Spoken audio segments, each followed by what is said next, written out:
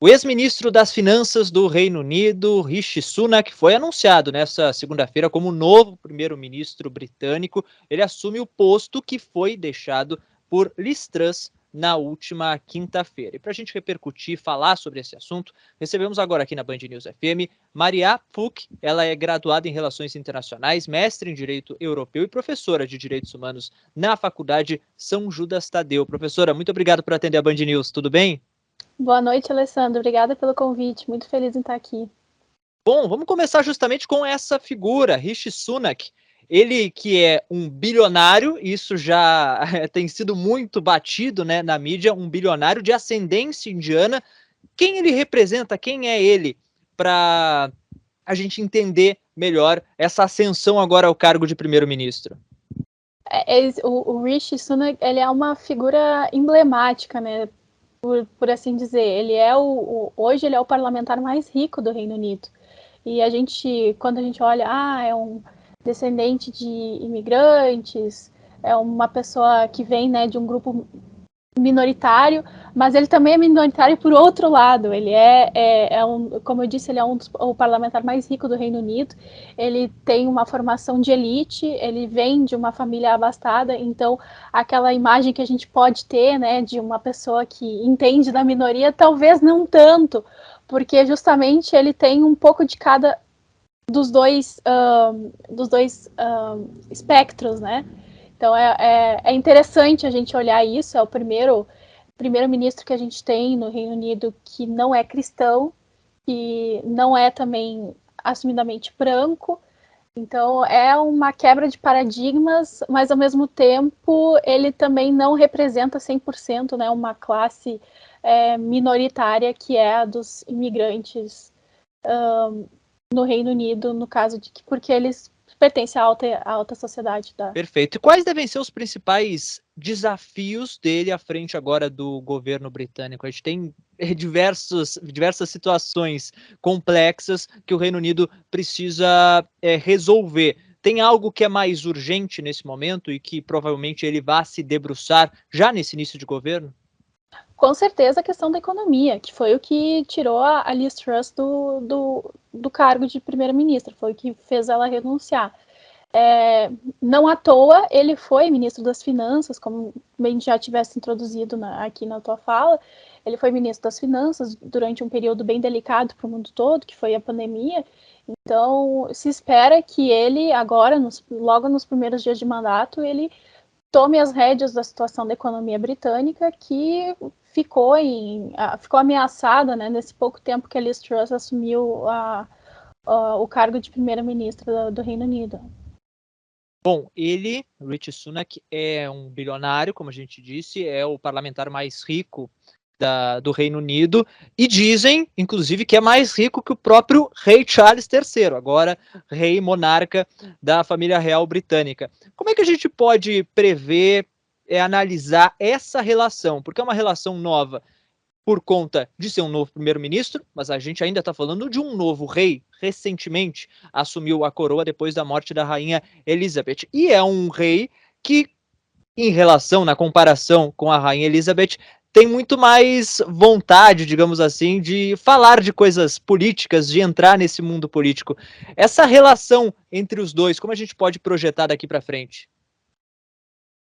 Olha, o Reino Unido ele tem essa característica da monarquia e é muito interessante porque por mais que a gente veja sistemas monárquicos ao redor do mundo, o britânico ele é o mais famoso, ele é o que está sempre na mídia, é o que mais comove as pessoas. A gente viu isso agora com a morte da Rainha Elizabeth, que o mundo inteiro se comoveu com isso. Então, o rei Charles ele é o primeiro rei do século XXI. Então, se espera que tenha uma interação maior da monarquia com a política, com o parlamento, justamente por causa desses novos ares que nós estamos tendo, né? É o primeiro-ministro que vai ser aceito pelo rei, então a gente espera que seja um novo governo, uma nova onda de governos que vem agora com o reinado do rei Charles. Bom, o Brexit ainda é um tema sensível no Reino Unido? Pode haver algum tipo de modificação, até mesmo no cenário atual, envolvendo a separação de britânicos e europeus já com esse novo governo? O próprio Rishi Sunak, ele sempre foi a favor da separação entre Reino Unido e União Europeia. A história do Reino Unido com a União Europeia, ela sempre foi muito conturbada. E essa saída do Reino Unido da União Europeia, ela, querendo ou não, ela era esperada em algum momento da história, justamente por causa das conturbadas relações que as duas partes tinham. E agora, o que eu espero, né? O que eu imagino que vai acontecer? Eu imagino que o Reino Unido vai caminhar para uma independência maior da União Europeia, porque desde que houve o referendo, a gente viu muitas complicações em relação a esse processo de separação, porque tem questões relacionadas à legislação, a acordos econômicos, várias questões assim que estão ainda tendo que se desenvolver. Então, o que a gente espera agora com a entrada desse novo primeiro-ministro é justamente um avanço nessa separação, uma independência maior, uma autonomia maior do Reino Unido em relação à União Europeia, justamente porque é o que a gente vê caminhando desde que o referendo foi feito, e isso é uma pauta que é muito abraçada pelo Partido Conservador, que está no poder aí há vários anos já. E pode mudar algo também na questão envolvendo a guerra na Ucrânia? Hoje o Reino Unido é claramente um apoiador do regime de Kiev. Esse novo primeiro-ministro, ele segue essa mesma doutrina, esse mesmo posicionamento, ou pode haver alguma alteração nele? Eu acredito que o mundo ocidental todo vai continuar se posicionando a favor de Kiev e contra Moscou. Isso não vejo por que isso vai mudar. A questão da guerra na Ucrânia, ela é mais sensível para o Reino Unido, não no sentido político, e sim no sentido econômico.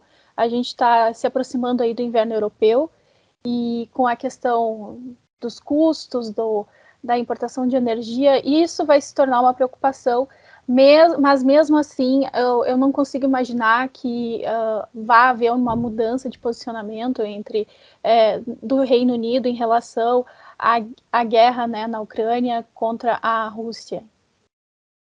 Perfeito. Emendar mais um tema que é a política externa e não é um pouco confuso. Vou falar da Escócia. Bom, há um processo, um pedido, inclusive, que vai ser analisado pela Justiça de independência da Escócia. A Escócia já manifestou que há essa vontade de deixar o Reino Unido. Isso ganha mais força com essas constantes trocas no cargo de primeiro-ministro do Reino Unido. Claro, um país que é abalado politicamente, isso acaba facilitando que esse processo possa, sim, ser levado a cabo. E como o novo primeiro-ministro pode agir em relação a isso? Já se manifestou de alguma forma em relação a esse assunto? Essas trocas constantes de poder, elas trazem uma instabilidade muito grande para dentro de qualquer sistema político. Qualquer sistema político que a gente vê uma frequente troca de liderança, traz a instabilidade, e isso pode trazer também insatisfação popular, que por conta dessas instabilidades querem se desvincular a elas. A tendência do Reino Unido é sempre a manter perto de si os seus. Eu não vejo um governo do Reino Unido sendo favorável à separação da Escócia, justamente por questões econômicas. É muito vantajoso economicamente manter a Escócia dentro do Reino Unido. Mas pode ser que essa instabilidade toda que a gente está vendo, a saída da Liz Truss, depois de apenas 7 semanas no cargo, nós estamos vendo aí a troca do terceiro primeiro-ministro só nesse ano. Essas instabilidades todas podem fazer com que isso se surja, né, que a população se insurja e pressione os seus líderes, a população escocesa, no caso, pressione os seus líderes para intensificar esse processo de separação. Mas eu não vejo a liderança do Reino Unido em si, como um todo, apoiando esse tipo de iniciativa. Bom, e para fechar, com mais essa mudança no comando do governo do Reino Unido, fracasso, acho que a gente pode considerar assim, de Liz Truss, que ficou tão pouco tempo e já deixou o cargo, e essa chegada agora de Rishi Sunak no posto. Como é que fica o Partido Conservador? Ele se enfraquece, ele dá sinais de fraqueza? E como é que a gente pode imaginar também a oposição britânica, que sim, nesse momento não tem possibilidade de escolher um novo primeiro-ministro, porque a maioria ainda é do Partido Conservador, mas de certa forma pode estar se desenhando uma mudança na maioria do parlamento britânico? É possível, até porque o Partido Conservador ele está no poder há muitos anos. Foi o Partido Conservador que trouxe à tona a questão do Brexit que a gente falou agora há pouco, em que não é um assunto que é unanimidade entre os britânicos. A gente viu, logo depois que o referendo foi feito, que muita gente, por mais que a maioria tenha votado a favor do Brexit, teve também uma grande porcentagem que votou contra. A balança de poder entre o Partido Liberal e o Partido dos Conservadores, ela é bastante nivelada. Então, a gente pode esperar um aumento nos votos para o Partido Liberal nas próximas eleições, que devem ocorrer até 2025, até janeiro de 2025. Inclusive, já há uma pressão popular para que o novo primeiro-ministro convoque eleições, porque dentro do regimento do Reino Unido, o primeiro-ministro pode convocar eleições de forma adiantada, apesar de que agora a gente tenha as eleições previstas para acontecerem até no máximo janeiro de 2025. Mas pode ser que, por conta de todas essas coisas, acabe ocorrendo uma eleição mais cedo e o Partido Liberal possa avançar com alguns assentos a mais e, quem sabe, né, assumir a maioria dentro do parlamento. Bom, a gente vai ficar de olho em tudo que cerca, ronda a política britânica e mais uma troca no cargo de primeiro-ministro. A gente conversou aqui com a Maria Pfuk, ela é graduada em Relações Internacionais, mestre em Direito Europeu e professora de Direitos Humanos na Faculdade São Judas Tadeu. Professora, muito obrigado e até um próximo contato. Eu que agradeço. Boa noite.